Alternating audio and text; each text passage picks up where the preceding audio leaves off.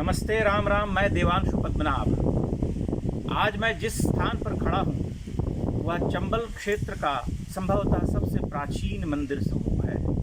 उसे नरेश्वर कहते हैं। नरेश्वर के बारे में यहाँ के लोग भी नहीं जानते। ग्वालियर में करीब 5-10 ऑटो वालों से बातचीत के दौरान मैंने ये अनुभव किया कि किसी को इस स्थान के बारे में पता नहीं है। न टैक्सी वाला जानता है, न होटल के लोग जानते हैं। लेकिन ये इस क्षेत्र का सबसे प्राचीन मंदिर है जो गुर्जर प्रतिहार वंश के राजाओं के द्वारा 7वीं शताब्दी 8वीं शताब्दी में बनाया गया था। इसके बारे में लोग नहीं जानते हैं क्योंकि ये एक ऐसे स्थल पर बना है जो अत्यंत दुर्गम है और एक वीराने में है, सन्नाटा है यहाँ पर। लेकिन कहते हैं कि ईश्वर का ये विधान है कि जो आपकी सबसे अभीष्ट वस्तु होती है उसे प्राप्त करने के लिए आपको बहुत जतन करने पड़ते हैं। मैंने भी जतन किया, यहाँ तक पहुँचा हूँ और मेरी आत्मा आनंदित है। इस मंदिर की भाव यात्रा पर आप मेरे साथ चलिए, मैं भी आपको इस परिसर में लिए चलता हूँ।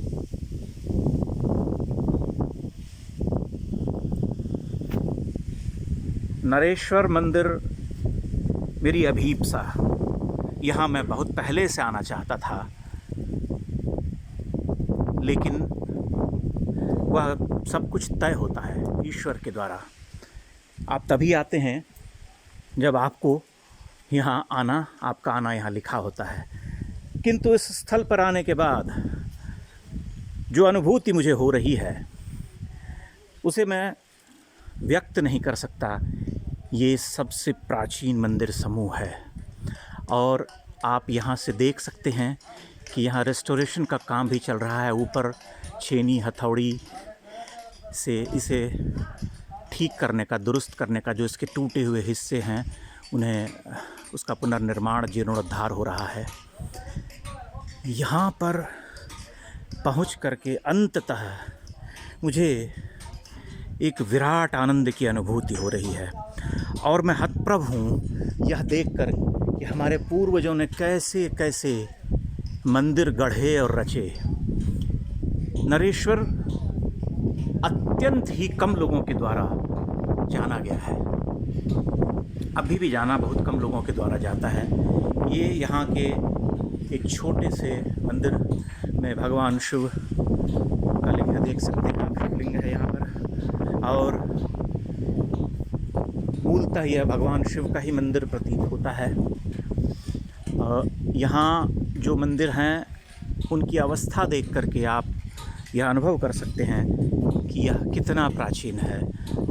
नरेश्वर मंदिर में घूमते हुए आप यह सहज ही अनुभव करेंगे कि जो बटेश्वर मंदिर की संकल्पना है संभवतः इससे ही प्रेरित रही है। यहाँ के जो आप गोपुर देख रहे हैं ऊपर, उनकी जो कला है उसे वल्लभी प्रसादम कहते हैं। वह एक नागर शैली ही है जिसके बारे में कुछ लोगों को भ्रम है। मैं भी कुछ दिनों पहले तक यही मानता था कि वह द्रविड़ शैली के हैं, लेकिन वल्लभी प्रसादम नागर शैली के ही विशिष्ट रूप हैं जो कि इस क्षेत्र के मंदिरों में, कई जगह मंदिरों में यह रूप दिया जाता है और राजस्थान के मंदिरों में आप उन्हें पाते हैं। आप देख सकते हैं ऊपर शिखर के ऊपर एक चक्राकार, गोल वृत्ताकार एक बना हुआ है और वल्लभी प्रसादम की यह एक पहचान है। नरेश्वर की ये मंदिर, इनको आप निकट से देखिए। मेरे पास यहाँ 3 मंदिरों का समूह है और इन्हें इन पर्वत खंडों को काट करके ही बनाया गया है, ऐसा लगता है। ये गुफाएं यहाँ पर अभी भी हैं और यहाँ छोटे छोटे मंदिरों का समूह है। ऊपर सभी मंदिर में शिवलिंग और यहाँ नंदी भी विराजित हैं, आप देख सकते हैं।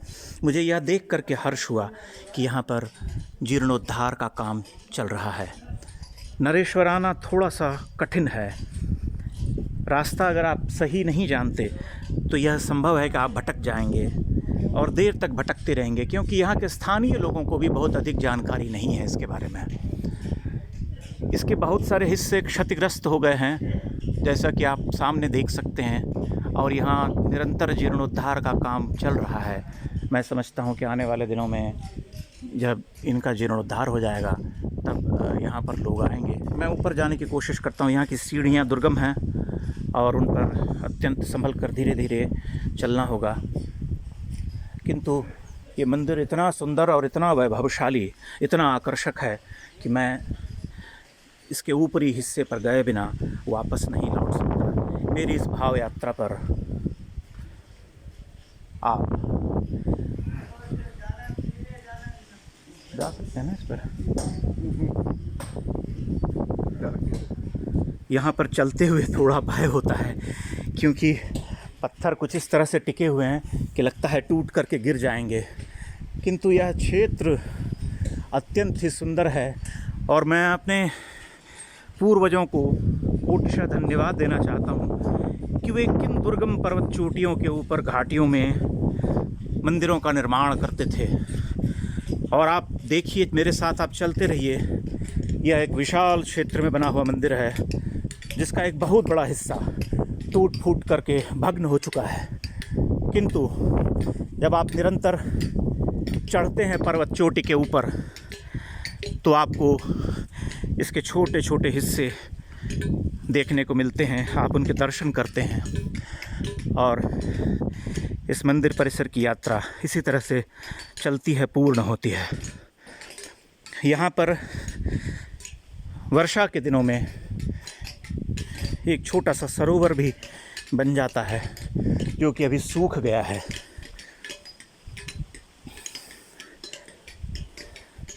और मैं मानता हूँ कि जब ग्रीष्म ऋतु समाप्त होती होगी और वर्षा ऋतु आती होगी, तब इस क्षेत्र का वैभव और सुंदर हो जाता होगा, दर्शनीय।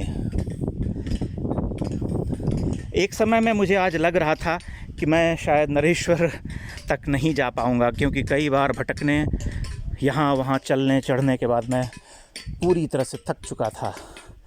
लेकिन ईश्वर ने मेरी परीक्षा ली और वे स्वयं मार्ग दिखलाते हुए यहाँ तक लाए। मैं इस क्षेत्र के लोगों का कोटिशः आभार करता हूँ।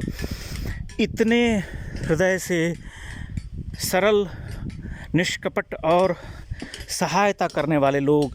एक व्यक्ति जो यहाँ इस सन्नाटे में पत्थर तोड़ने का काम कर रहा था, वह हमें रास्ता दिखाने के लिए यहाँ तक आया और ऑटो पर बैठ करके, और उसे जब मैंने धन्यवाद कहा तो हंसने लगा कि 2 किलोमीटर तक दूर आकर के अपना काम छोड़ करके यहाँ आया और कहने लगा कि इसमें धन्यवाद कहने वाली कौन सी बात है।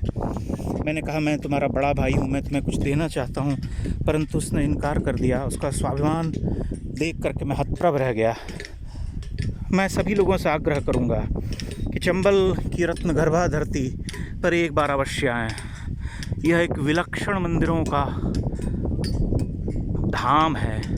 यहाँ जगह जगह मंदिर हैं, जगह जगह प्राचीन मंदिर मिलते हैं और इतने सुंदर मंदिर मिलते हैं कि आप उन्हें देख करके हतप्रभ हैरान रह जाते हैं। जैसा कि मैंने कहा कि आप देख सकते हैं सामने जो शिखर है, वह अभी जो बाकी बचे मंदिर हैं उनमें से सबसे ऊंचा वही है।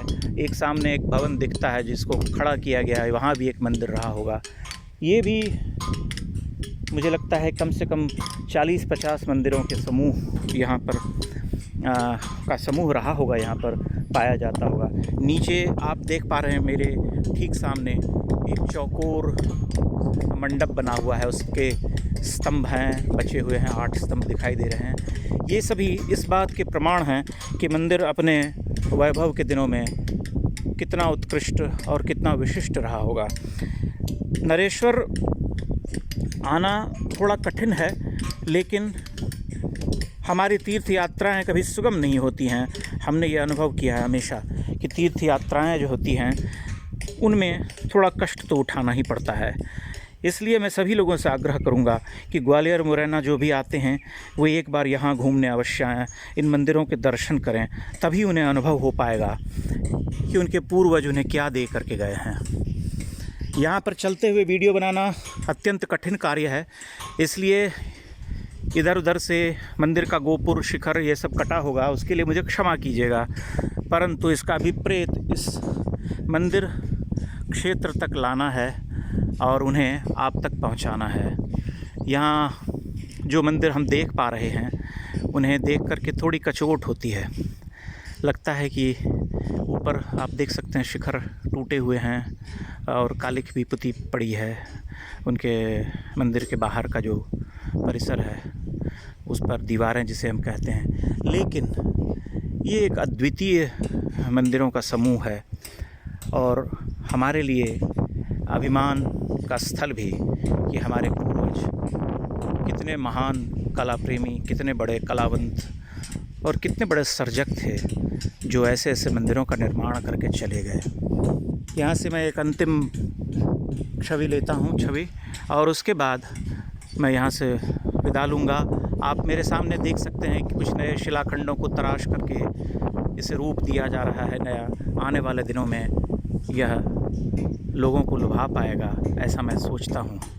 तो इन्हीं शब्दों के साथ विदा लेता हूँ। बहुत बहुत धन्यवाद। प्रणाम। जय श्री राम।